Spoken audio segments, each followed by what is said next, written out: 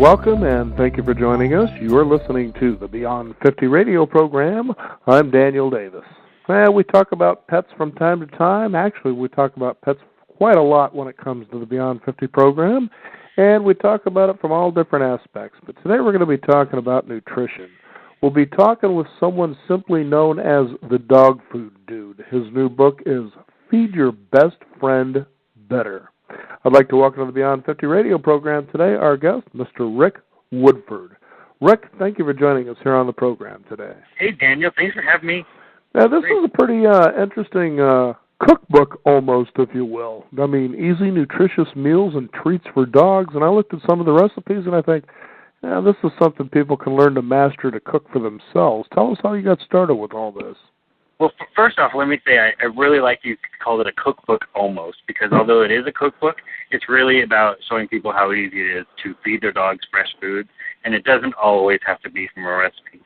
One of the ways that I try to get people to do it is also from their cutting board. But there is a central thing about the recipes, and the recipes are kind of the way that I really have established myself. I started with, because my dog Jackson had lymphoma, and they said, buddy, you have 9 to 12 months, and otherwise, that's the best you're going to do. And Jackson kind of had already given up. So I said, okay, buddy, if you're going out in style. And I just started feeding him fresh food. He was on dry dog food all of his life. And I started feeding him food just so he would get out of bed, wanted to go outside, maybe go for a walk. And it worked. He started moving around a little bit more, having a little bit more excitement. And so the more fresh food I gave him, the better he felt. And after about 18 months, they said that he was cancer-free. And they said, I don't know what this is. We never tell people this. What's the food? And the oncologist said, it can't be the food. You don't know what you're doing. I'm like, no, I'm insane. You don't know what I'm doing. Because in the meantime, I really learned a lot about pet nutrition and what dogs needed, and I developed a special diet for dogs with cancer. So I opened up a dog food business, and I made and delivered food. And my specialty was really the warm nose meals that I made for sick dogs. But I fed hundreds of dogs in the Portland area. Like I said, you look through this book now. I had a dog back in the 80s, and of course she's long since passed. But back then, even I was feeding sort of my dog, really not so much the dry food and the canned food, although that happened once in a while. I pretty much was giving her what I would eat, reasonably speaking. And, I'd see people that would buy these giant bags of the dried dog food, and, they try to, of course, find the least expensive they can to try to feed this dog for a long period of time. And my thoughts on that were always, how would you like to eat that every single day? I'm surprised your dog really likes you. Yeah, and the secret is that the secret you just said is every single day. When their dogs are eating the same food day after day, year after year, that's actually kind of detrimental, because what our bodies and our dogs' bodies thrive on are eating a variety of foods, because we got to Mexican food, and you have some rice and beans with different proteins. Then you got to Italian food, and you get things like a lot of tomato sauce. It's rich in lycopene. Then you got to Chinese food, and you got a lot of herbs and spices and some fresh vegetables. And that's really the secret, is eating a variety of foods and having a lot of different types of nutrition going through your body, rather than just vitamins and minerals. And that's kind of what I always talk about with dogs, is phytochemicals and antioxidants. Your dog needs more. And there just isn't enough in the commercial foods. Mm-hmm. Yeah, not to mention, it's interesting what actually goes into the commercial foods. Why don't you talk about that for a little bit? Well, it can range widely between what you're feeding. I mean, there's the stuff that's sold in the grocery store for $15 a bag, and there's the stuff that's $70 for a larger bag. Quality does vary. But everybody, when they think of dog food, their nose wrinkles, because they're like, ew, it's gross. Well, if it's gross, why would you want your dog to subsist off of that? Right. And I'm reasonable. I don't tell people you have to cook everything for your dog. You have to do this. I'm like, how much do you want to do? How much more effort do you want? Because that's why it's called Feed Your Best Friend Better. You get to decide what better is. And with us, we feed our dogs. We have one dog with diabetes. He gets only home cooked food. But the other dogs get half of high-quality commercial food and half homemade food, because that way it's easy. They have a very stable part of their diet, so I have room for variety, and they're getting lots of different types of fresh food. Hmm.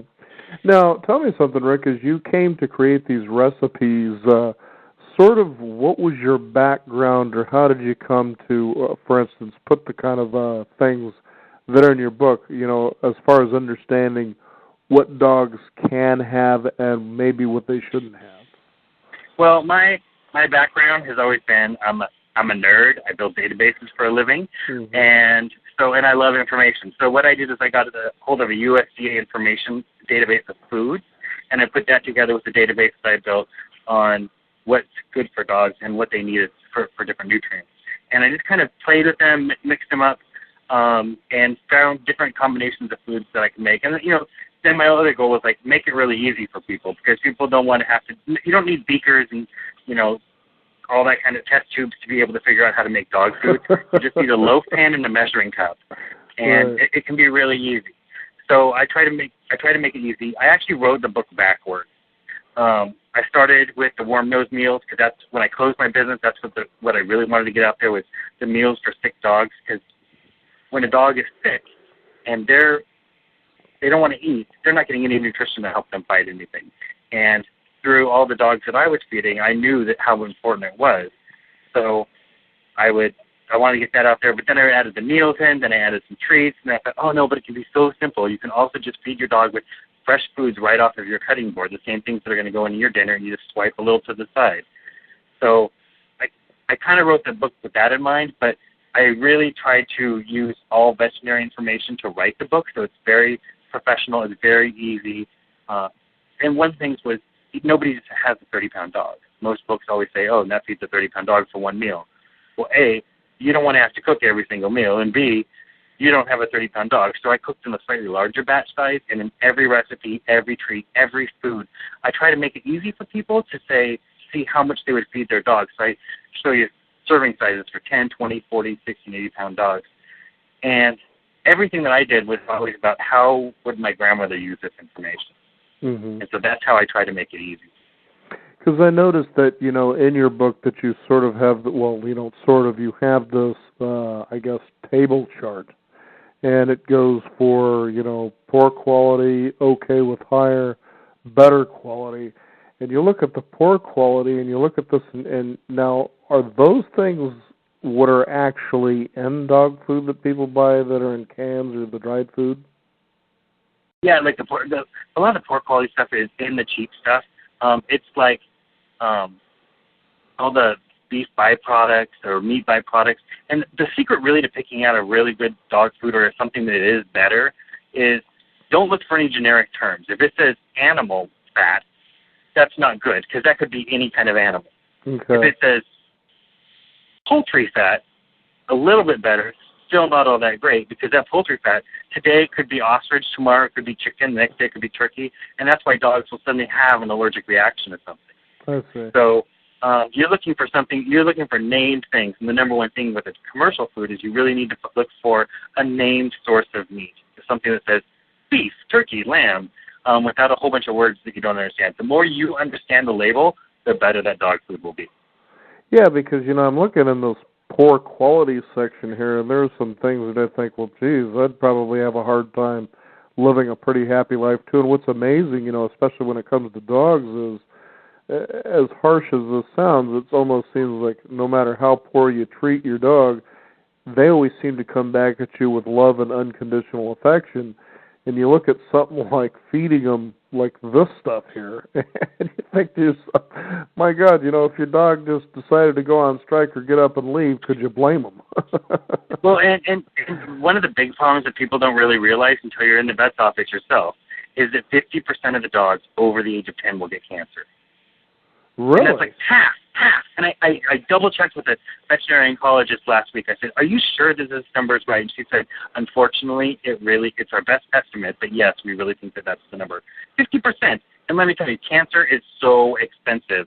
It took about $7,000 to treat my dog's cancer, between surgeries and chemotherapy and all this kind of stuff and doctor visits and x-rays. It really adds up. So my goal is, let's keep our dogs healthier for longer, and maybe we can stave off some of this. Every dog will eventually, get older, but maybe we can improve the quality of that life.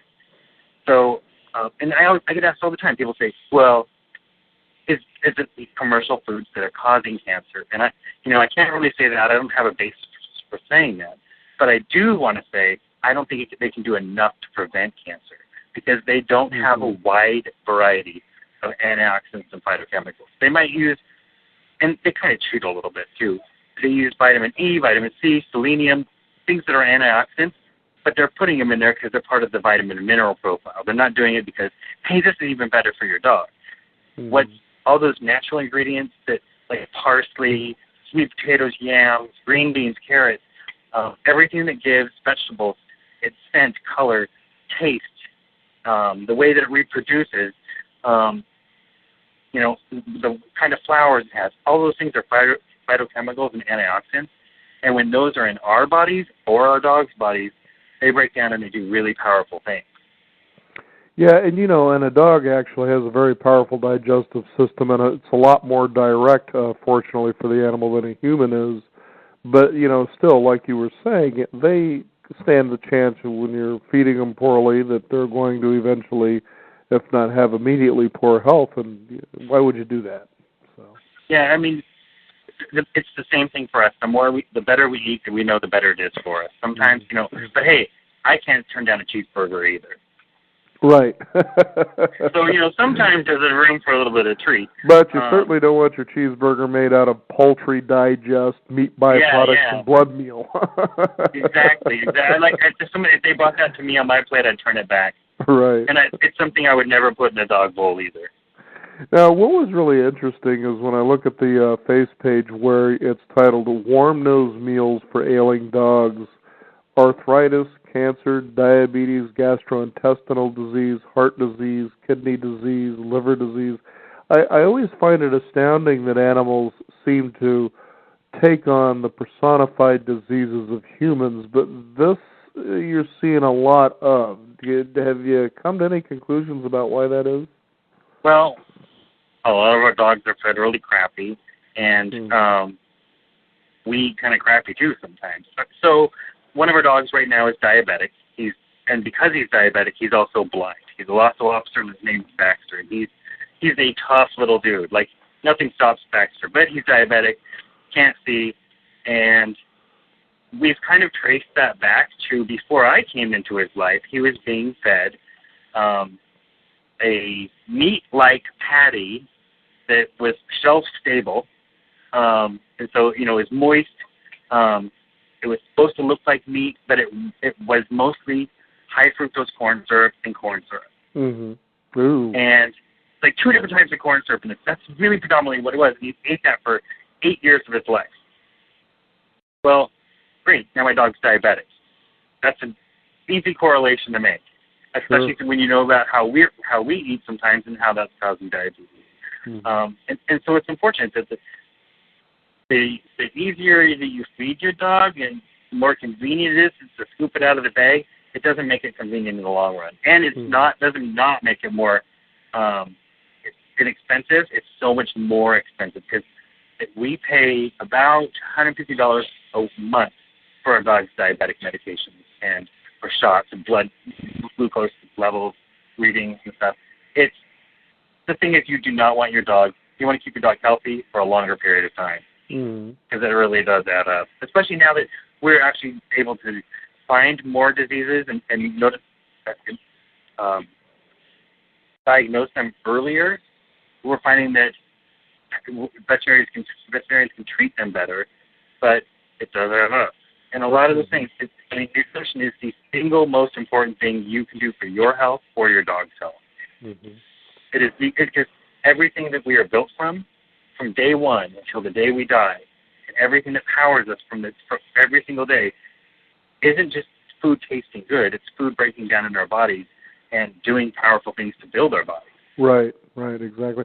Now, I'm curious, Rick, have you ever taken a tour through a pet food manufacturing plant?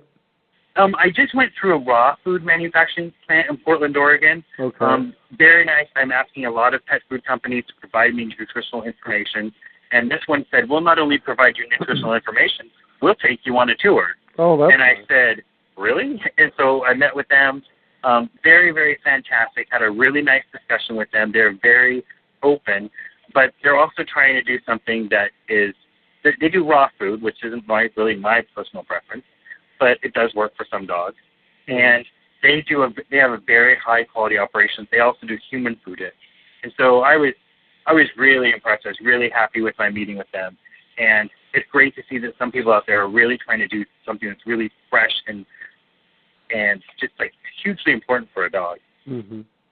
Now, as I'm looking through these recipes, what I'm noticing is first of all, you understand what exactly the ingredient is you're putting into these things. Like, for instance, I'm looking at the one which is kibble worth chewing. I kind of like that because I've seen plenty of kibble that I wouldn't even want in my house, let alone chew on it.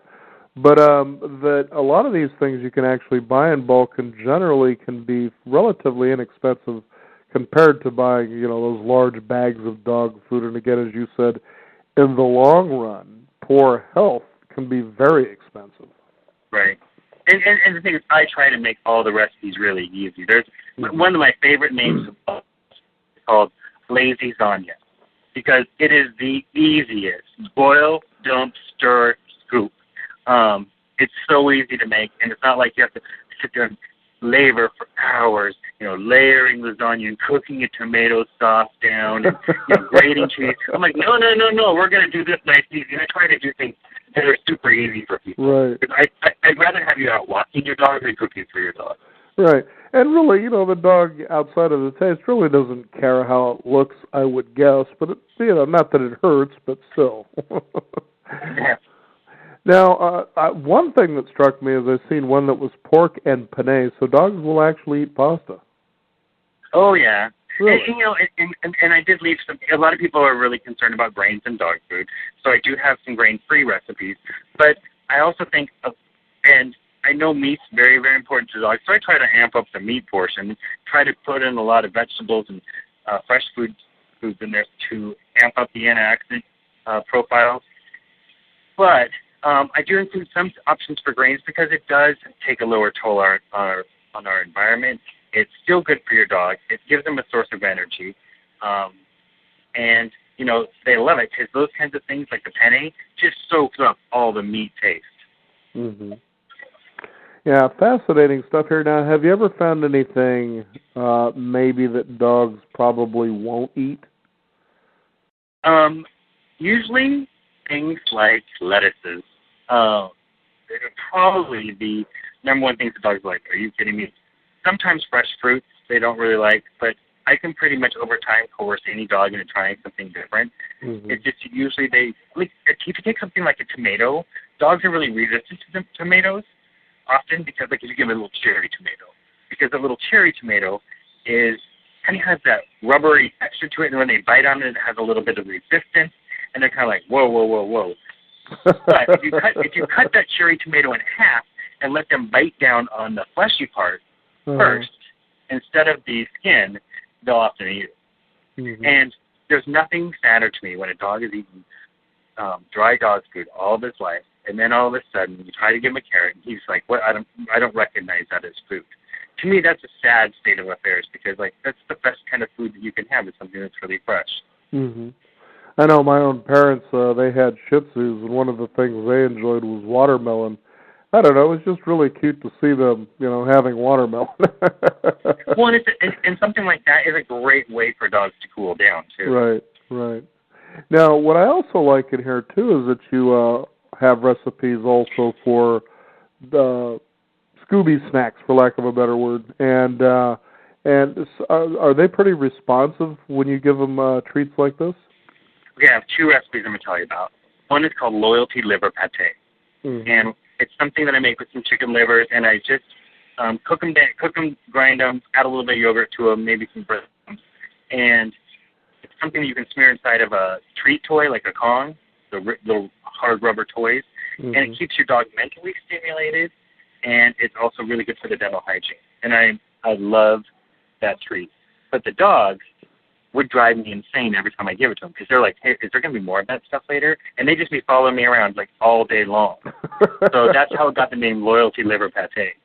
And the other one I have that I really love is Good Girl Gizzards. I know people are going to be like, ooh, gizzards. Like, are you kidding me? They're so easy to cook with. You just boil them, chop them, throw them in the oven for a little bit to dry them out. And if you want to make a really dry treat that will stick around for a little bit longer and stay stable on the shelf. And I call them good girl gizzards because we can teach our dogs anything when we have those in our pockets. Mm-hmm. And the great thing is they don't leave any grease because they're completely dried little snacks. But it's all meat. Now, I know that there was a question posed to me, by a texting listener right here, and they're saying, what's that? There's that dog smell that you will tend to smell sometimes with dogs. Would that be directly attributed to, for instance, I thought, for me personally, I attributed it to dry dog food, and so I just really stopped, for the most part, feeding my dog that. But was that one of the things that causes that, or is there something else? That really doggy kind of musty kind of smell. Well, yeah, some dogs exactly. actually need a bath. Dogs that generally need haircuts generally need baths too. But kind of like when I go to a garlic festival or some kind of place where I have a lot of shrimp with garlic and onions and all that kind of stuff, hey, guess what? I don't smell like a rose the next day. Right. And so the foods we eat, they process through our bodies, and they definitely give us everybody, a little bit of aroma. And so the fresher you feed your dog. But I also think that, there's been a lot of times where I'm like, if you really smell a bag of dog food, then you really smell your dog does kind of smell like a bag of dog food. Right. That's why I wondered about that. But people come over at our house, and they're like, your dogs don't smell like dogs. I'm like, that's because they're eating a lot of fresh food. Fascinating. Now, that's what makes it.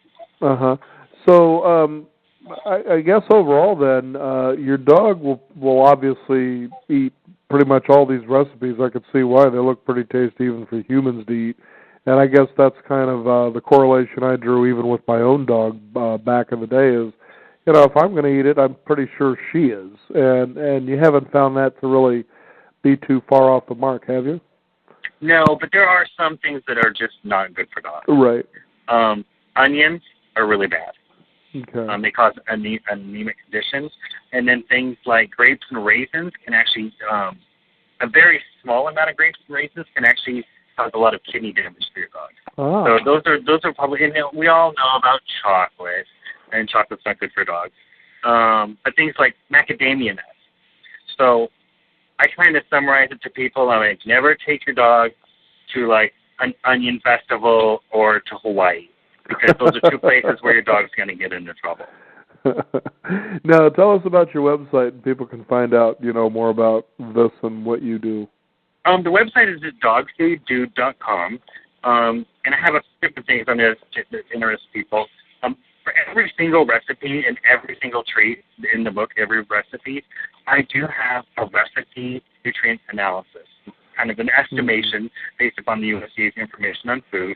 But that's something that people can take in and talk to their doctor, to their veterinarian about if they're concerned about, is this something I can feed my food?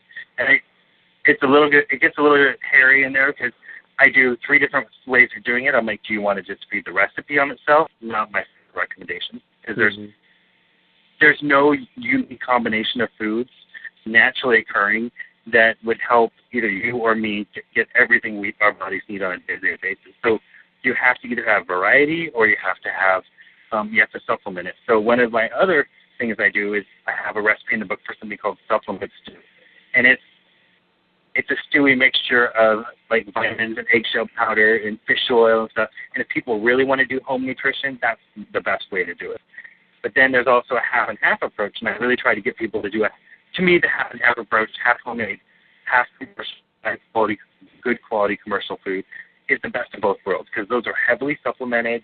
Your dog's going to get enough nutrition, and they're going to have enough room to have the fresh foods in there, because the commercial foods are supplemented between 200% and 600% of what a dog needs on a daily basis. So even half that, they're getting 100 to 300, and then you bring in all these fresh foods, and they have so much more than just the vitamins and minerals. They have all that, but they also have phytochemicals and antioxidants. So every recipe analysis has a breakdown of 3 different ways of feeding, so that people can actually, does this buy it? I'll have a link to my blog, and then have a little bit of background information on me. And I'm also doing a lot of things right now. Actually, I'm in the back of a restaurant right now in Manhattan, because I'm doing a cooking class here in Brooklyn tomorrow. Mm-hmm. So I'm doing a lot of things around the country, so it's a place where people can actually see, like, is this freaky guy coming somewhere in my city? And I do a lot of cooking classes, a lot of book signings. It's kind of fun. Well, it certainly sounds like it. It's a great book. It's Feed Your Best Friend Better. Our guest today, Mr. Rick Woodford. Go ahead and give out your website again, Rick. So it's dogfooddude, DOGFOODDUDE.com. Okay, dogfooddude.com. Excuse me. Thank you again, Rick, for joining us here on the Beyond 50 radio program. All right. Thanks very much. And so there you have it, folks. Be sure to feed your best friend better. That is the title of the book. Be sure to go to dogfooddude.com and find out more about that. And enjoy the relationship with your dog as it well deserves. We also encourage you to visit us at our website, which is beyond50radio.com, the number 50. We do have a free weekly e-newsletter, and we'll put some tips here and there right out of the book so you can get a taste of what it is so you can go out and get a copy for yourself as well. I'm Daniel Davis. Thank you for tuning in. This is the Beyond 50 radio program, and remember, live your day past halfway.